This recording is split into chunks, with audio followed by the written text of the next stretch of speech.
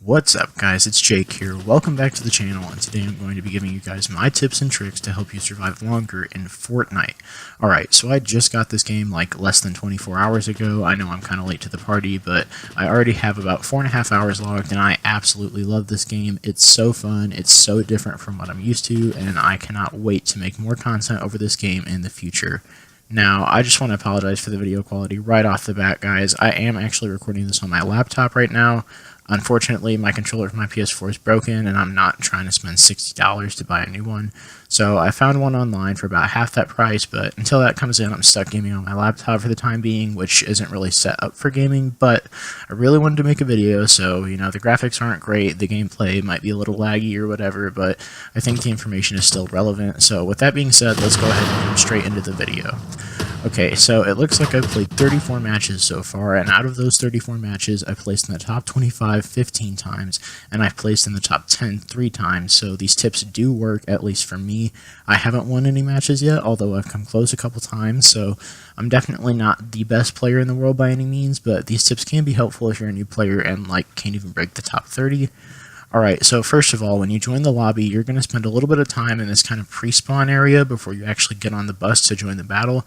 You won't be here very long, and you can't do a whole lot outside of hitting your pickaxe into random things and shooting enemies for no damage, but don't take this time for your bathroom break. Instead, use this time to practice shooting at enemies, moving around, building things, getting used to the game mechanics. It sounds dumb, but the more you practice, the better you get, and if you make a mistake, it's better to do it in the pre-spawn area than in real combat. Okay, number 2, guys, this one is critical. Make sure you choose a good starting location at the beginning of the match. Ideally, you want to choose some place that is as far away from the path of the bus as possible, but also has some decent loot that you can pick up relatively unopposed. Some of my favorite starting locations are Wailing Woods, Greasy Grove, and Fatal Fields, depending on the bus's flight path, because these locations offer some really good loot and materials that you can pick up, but it's not like trying to collect the loot from Pleasant Park or Retail Row. If you choose a good start location, you can actually pick up decent gear without having to fight for it, instead of trying to fight off 30 other players with your submachine gun. Okay, so for number 3, if you want to make it to the top 25 or the top 10, you have to try to avoid conflict whenever possible and avoid going to populated areas. Fortnite isn't COD, guys. It's not Battlefield. It's not Ghost Recon. The point of the game isn't to go on a one-man rampage and get a bunch of kills because you don't respawn instantly. The point is to outlast your enemies for as long as you can, and the best way to do that is to stick to the edges of the map, quietly gather resources, and let your enemies kill each other off, okay? This isn't the most exciting playstyle in the world, but it works, trust me. If you play your cards right, you'll show up to the final battle with great weapons, lots of ammunition, plenty of supplies, and in full health, while your enemies are struggling to use what they have and are close to dying. Who cares if people get mad and call you a camper or whatever? They're probably just mad that you're doing better than them, so don't listen to them. Okay, number 4, guys, pay attention to your surroundings and listen for gunshots and footsteps. These can give you critical warnings when players know where you are, and it can also give you information as to where your enemies are on the map, how close they are to you, what kind of gun they're using, etc.